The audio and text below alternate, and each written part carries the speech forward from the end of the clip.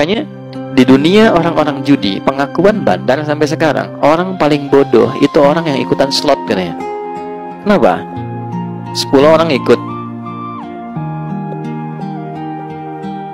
naruh masing-masing 1 juta misal. Jadi berapa?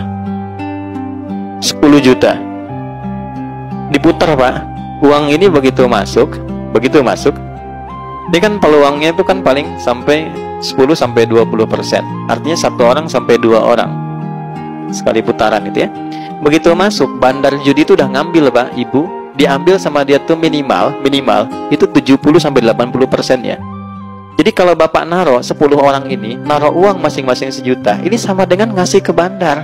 Bandar nih kasih, sama bandar diambil 8 juta, yang dia putar 2 juta. Jadi 2 juta itu dia kembalikan ke 10 orang ini, supaya diputar, supaya mereka saling berbagi untuk dapat. Dikasih harapan, nanti kalau nggak dapat, naruh lagi aja, siapa tahu Anda. Itu sama dengan kalau kita masih bisa berpikir, mana ada Pak orang ngasih ke situ cuma buat dikasih, 10 masuk, kita suruh perebutin 2 juta. Itulah slot.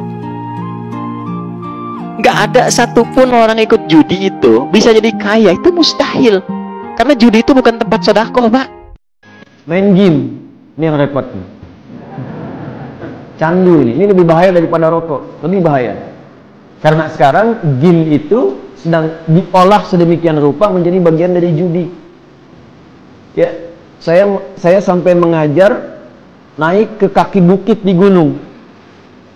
Mereka bekerja dari pagi sampai sore, per hari dapat 50.000. Ba'da maghribnya pasang slot main game. Inna lillahi wa inna ilaihi. Dan itu candu, hati-hati. Game-game online itu banyak yang judi, itu candu. Dan jelas dilarang. Jelas dilarang, haram hukumnya. Ya. Bahkan kalaupun tidak ada judinya di dalamnya, tapi menjadikan diri kita pribadi, mohon maaf, lalai dengan kebaikan, lalai dengan perhatian, hukumnya bisa haram. Menunda waktu sholat, ya, lupa dengan kondisi keluarga, bisa haram hukumnya. Jangan pernah masuk pada jebakan judi online apapun bentuknya, ya kan? Kemudian juga hati-hati terkait riba, turunan-turunannya, gitu kan? Kalau sudah masuk ke ranah itu, dampaknya nanti pasti akan terjadi hal yang tidak diinginkan.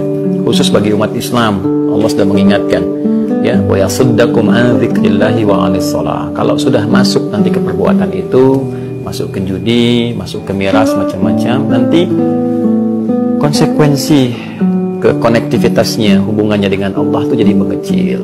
Zikirnya malas, sholatnya malas. Kalau sudah nanti jauh dari Allah, ujung-ujungnya nanti lebih dekat kepada maksiat karena nggak ada self control dalam dirinya.